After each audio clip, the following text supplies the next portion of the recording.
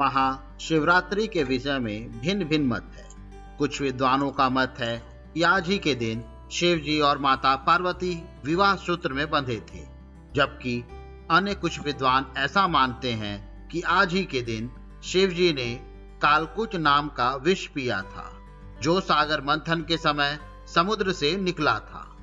ज्ञात है कि यह समुद्र मंथन देवताओं और असुरों ने अमृत प्राप्ति के लिए किया था। एक शिकारी की कथा भी इस त्योहार के साथ जुड़ी हुई है कि कैसे उसके अनजान में की गई पूजा से प्रसन्न होकर भगवान शिव ने उस पर अपनी असीम कृपा की। यह कथा पौराणिक शिव पुराण में भी संकलित है। शिवरात्रि व्रत कथा। शास्त्रों के मतानुसार महाशिवरात्रि व्रत सबसे उत्तम है। इस व्रत को व्रतराज कहा जाता है, जो चारों पुरुषार्थों को देने वाला है। आप में क्षमता हो तो अपने पूरे जीवन काल तक इस व्रत को करें, अन्यथा 14 वर्ष के उपरांत संपूर्ण विधि विधान से इसका उद्यापन कर दें। जगत की भलाई के लिए मां पार्वती ने भगवान शिव से प्रश्न किया, ऐसा कौन सा उत्तम व्रत है जिसे करने से भूवासी आपकी अनुकंपा पा सके। भगवान शिव बोले, जो भूवासी महाशिवरात्रि का व्रत करेगा उसे मनवांछित फल प्राप्त होंगे। प्राचीन काल में किसी जंगल में एक गुरु द्रुह नाम का एक शिकारी रहता था, जो जंगली जानवरों का शिकार करता था तथा अपने परिवार का भरण पोषण किया करता था। एक बार शिवरात्रि के दिन जब वह शिकार के लिए निकला, पर संयोगवश पूरे दिन खोजने के बाद भी उसे कोई शिकार न मिला।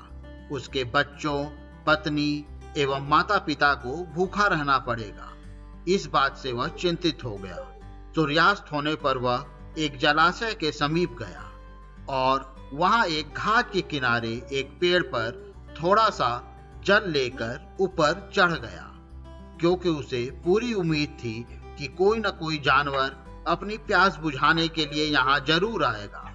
वह पेड़ बेलपत्र का था और उसी पेड़ के नीचे शिवलिंग भी थी, जो सूखे बेलपत्रों से ढके होने के कारण दिखाई नहीं दे रही थी। रात का पहला पहर बीतने से पहले एक हिरनी वहां पर पानी पीने के लिए आई। उसे देखते ही शिकारी ने अपने धनुष पर बाण साधा। ऐसा करने में उसके हाथ से धक्के से कुछ पत्ते एवं जल की कुछ बूंदें नीचे बने शिवलिंग पर गिरी और अनजाने में ही शिकारी की पहली पहर की पूजा हो गई। हिरनी ने जब पत्तों की खड़खड़ाहट सुनी तो घबराकर ऊपर की ओर देखा और भयभीत होकर शिकारी से कांपते हुए स्वर में बोली, मुझे मत मारो।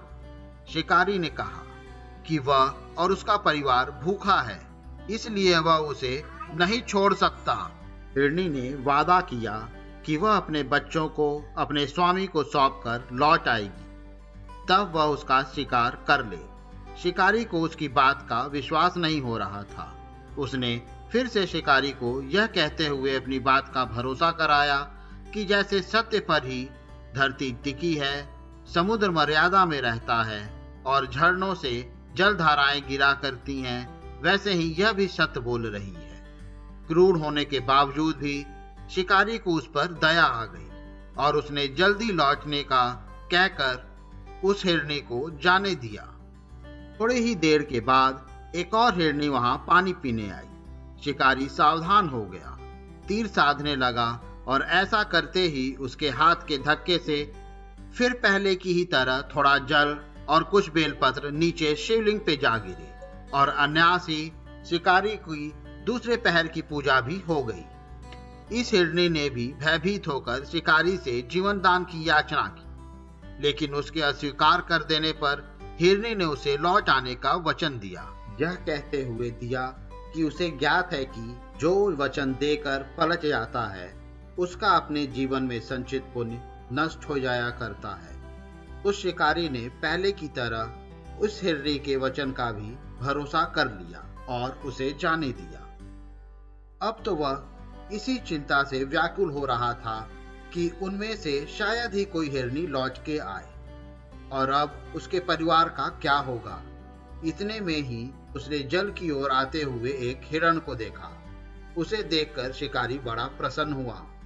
अब फिर धनुष पर बाण चढ़ाने से उसके तीसरे पहर की पूजा भी स्वतः ही संपन्न हो गई। लेकिन पत्तों के गिरने की आवाज से वह हिरण सावधान हो गया।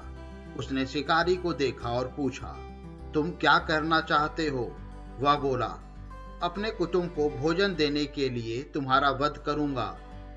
वह हिरण प्रसन्न होकर कहने लगा, मैं धन्य हूं कि मेरा यह शरीर किसी के काम आएगा। परोपकार से मेरा जीवन सफल हो जाएगा। पर कृपा कर मुझे अभी जाने दो, ताकि मैं अपने बच्चों को उनकी माता के हाथ में सौंपकर और उन सबको धीरज बांधकर यहाँ लौट आऊं।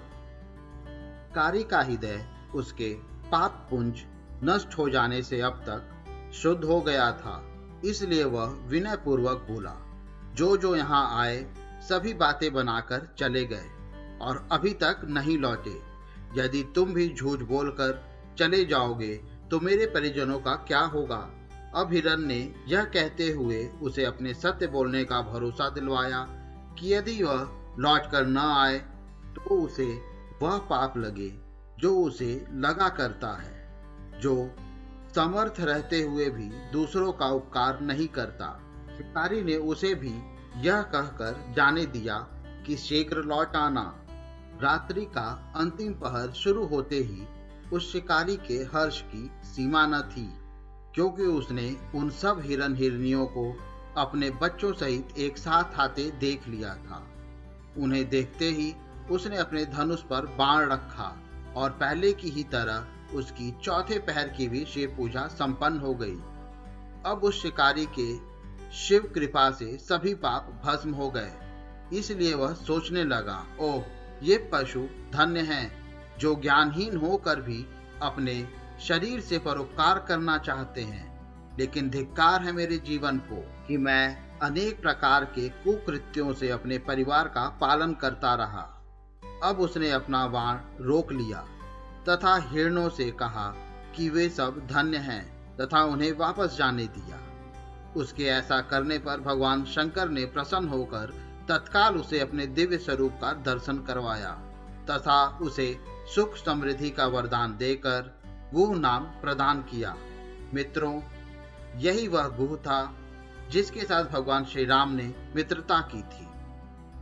शिव जी जटाओं में गंगा जी को धारण करने वाले, सिर पर चंद्रमा को सजाने वाले, मस्तक पर त्रिपुंज तथा तीसरे नेत्र वाले, कंठ में नागराज तथा रुद्राक्ष माला से सुशोभित है।